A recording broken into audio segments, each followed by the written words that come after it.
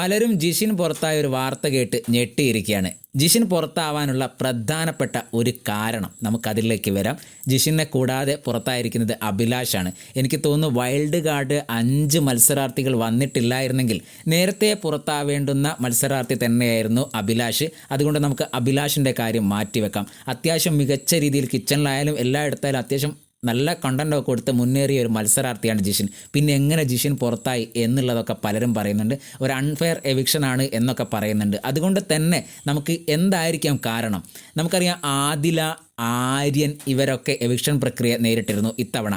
അതുകൊണ്ട് ആദിലയെ പുറത്താക്കണം അല്ലെങ്കിൽ ആര്യനെ പുറത്താക്കണം എന്നൊക്കെ കരുതി പലരും സാബുമേന് വോട്ട് ചെയ്തു. അങ്ങനെ സാബുമേന് വോട്ട് കിട്ടി മുന്നോട്ട് പോകുന്ന ഒരു കാഴ്ച ഉണ്ടായി എന്നാണ് എനിക്ക് തോന്നുന്നത്.